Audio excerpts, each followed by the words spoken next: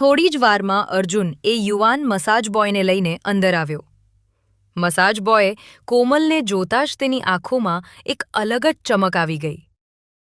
કોમલનું ગોરું અને આકર્ષક ફિગર જોઈને તે પણ ઘાયલ થઈ ગયો હતો. તેને પોતાના મસાજ ઓઇલ અને સામગ્રી ટેબલ પર ગોઠવી.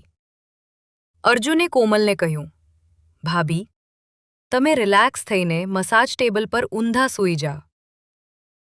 કોમલ થોડી શરમાઈ, પણ પછી તેણે પોતાની સાડી અને બ્લાઉઝ બાજુ પર મૂકીને માત્ર અંદરના કપડામાં જ મસાજ ટેબલ પર સ્થાન લીધું.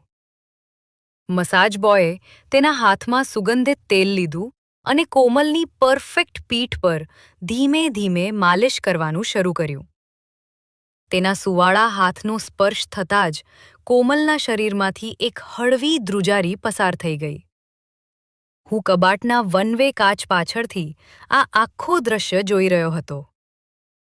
મસાજ બોય બહુ જ કુશળતાથી કોમલના ખભા, કમર અને પીઠના ભાગે માલિશ કરી રહ્યો હતો. હળવે હળવે મસાજ બોયના હાથ કોમલની કમરથી નીચે સરકવા લાગ્યા.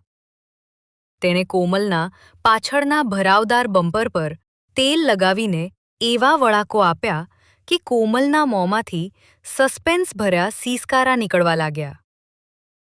અર્જુન પણ બાજુમાં જ ઊભો રહીને કોમલનો હાથ પકડીને તેને ઉત્સાહિત કરી રહ્યો હતો. અર્જુને ધીમેથી કોમલના કાનમાં કહ્યું, ભાભી, કેવી મજા આવે છે ને? કોમલે આંખો બંધ રાખીને જ કહ્યું, હા અર્જુન. એના હાથમાં જાદુ છે. આખું શરીર એકદમ હળવું થઈ ગયું છે અને અંદરથી રોમાંચ વધતો જાય છે. મસાજ બોયે કોમલને સીધી ચત્તી સુવડાવી. હવે તેની નજર કોમલની સુંદરતા પર હતી. તેણે કોમલના પેટ અને પગ પર માલિશ કરતાં કરતાં ધીમેથી તેના અંગત વળાકો નજીક સ્પર્શ કરવાનો પ્રયાસ કર્યો. કોમલે અર્જુન તરફ જોયું, પણ અર્જુને ઈશારાથી તેને એન્જોય કરવા કહ્યું. કોમલે પણ આંખો બંધ કરીને એ યુવાનના સ્પર્શનો પૂરો આનંદ લીધો.